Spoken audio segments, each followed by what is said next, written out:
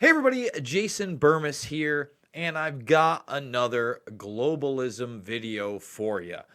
Behind me, of course, is the infamous Henry Kissinger. However, there's another gentleman there, and his name is David Rothkopf.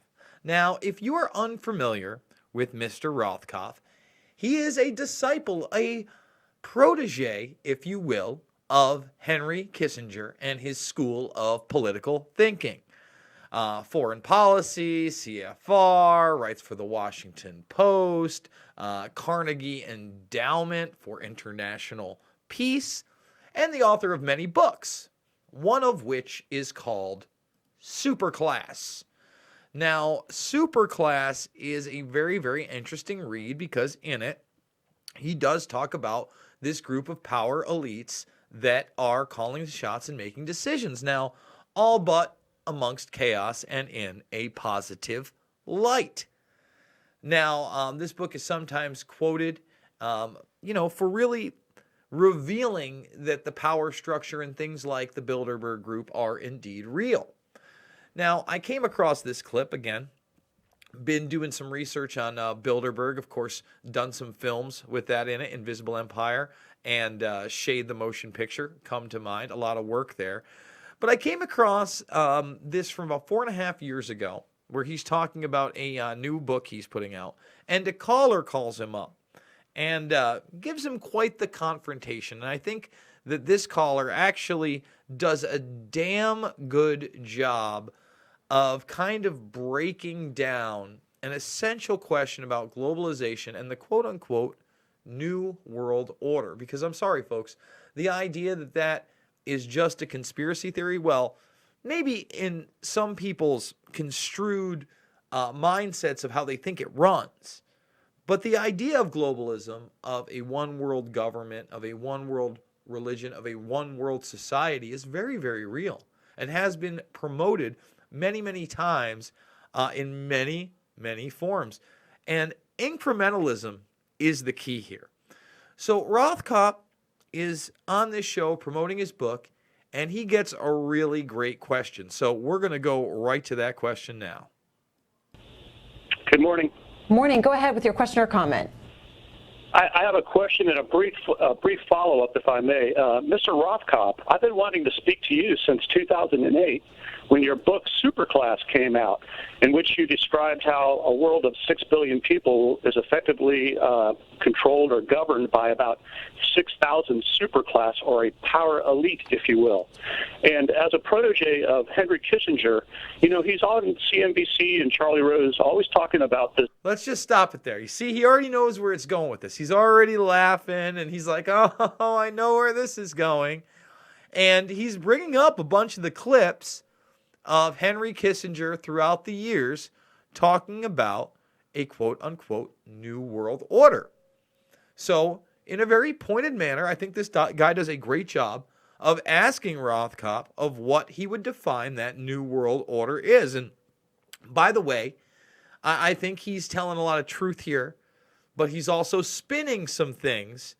But when he talks about Kissinger and his role in what he thinks the New World Order is, I think he's pretty honest. So we're going to get to that in a moment. This term called a New World Order. Secretary of State Kerry and Vice President Joe Biden recently have also used this term.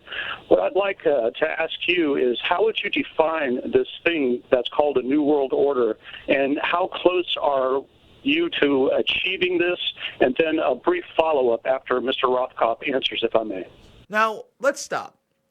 Because although he might have sped it up at the end, he did ask for a follow-up. He was not rude, and I think he was pretty pointed there. And right away, Rothkopf is extremely dismissive, as you can see in his body language, in his facial expressions. So let's hear what he has to say about this quote-unquote New World Order. It's a very dangerous business, writing a book in which you address fears that conspiracy theorists have. So it's now dangerous to write information that quote-unquote conspiracy theorists have concerns about.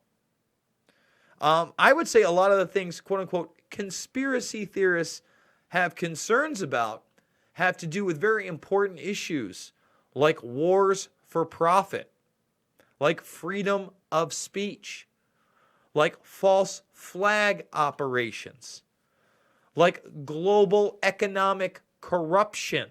All real things, all very real things, Mr. Rothkopf. And again, he's laughing, he's being dismissive, and now he's going to bring in, some of the conspiracy tropes that do have, by the way, rings of truth to them, but he's going to say them in a manner that is extremely dismissive. Because they immediately look at it and say, well, see, this confirms my theory, right?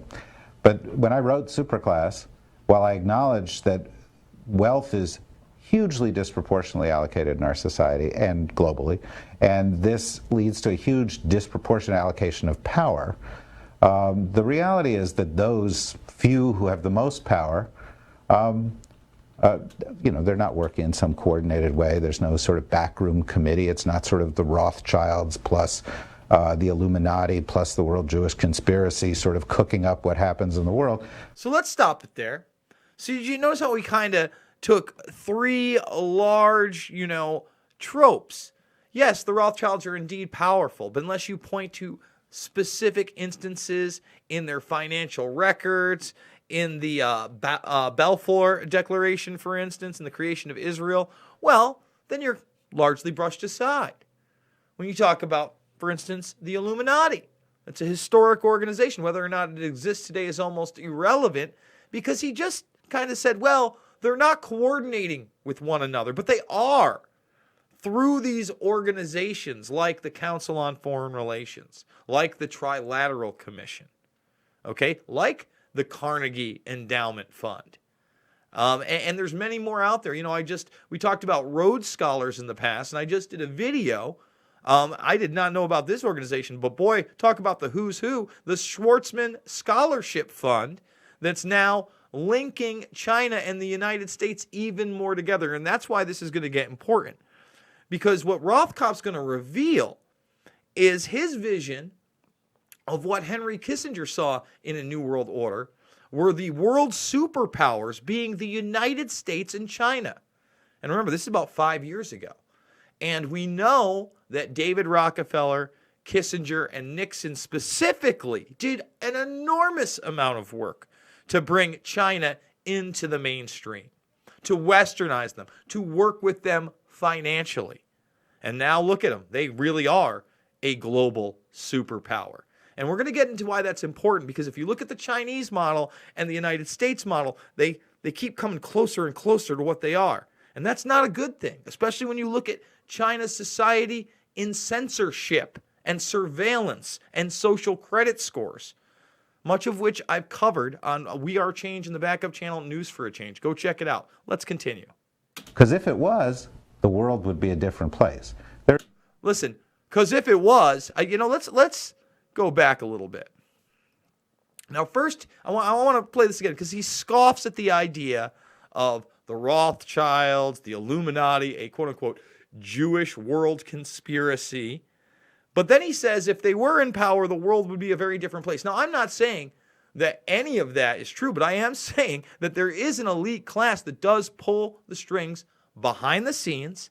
And although they do not always get what they want, they often do, and they are extremely patient, and they work towards that goal. So the world is turning into a very different place, Mr. Rothkopf, very rapidly. So right here, this just does not ring true to me. That those few who have the most power, they're not working in some coordinated way. There's no sort of backroom committee. It's not working a coordinated way, no sort of backroom committee. Yes, there are many committees. Now, does that mean that there are people lurking over the NWO table? Absolutely not. That's not how it works. It means that groups are vying for power and they are interlocking. And that's what globalism is. That's what organizations like, you have the bigger, larger organizations like the European Union, the United Nations, right? Before the United Nations, you had the League of Nations, just these forums to talk. But then you have these private organizations like the Kissinger Institute and the CFR. And then you have the even smaller ones that only meet once a year, like the Bilderberg Group.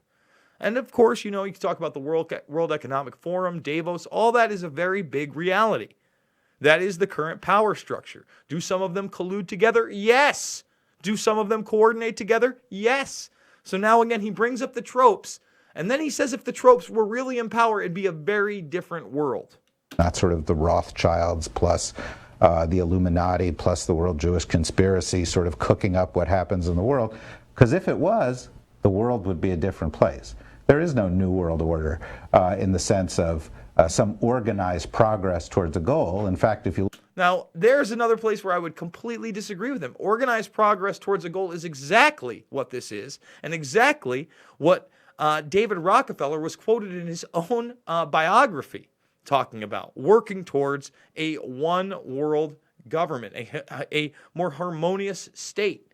Absolutely. And incrementally, that has become more and more of a reality. Look at the world today, there's a lot of chaos and disorder. They love saying that, by the way. They love saying the chaos. What Henry Kissinger means when he talks about a new world order is a new ordering among the powers in the world. So there it is. What is Kissinger talking about when he talks about a new world order? He's talking about a new order of power in the world. Remember, he started working on China way back in the day, way back in the Nixon era with Rockefeller. Look into it.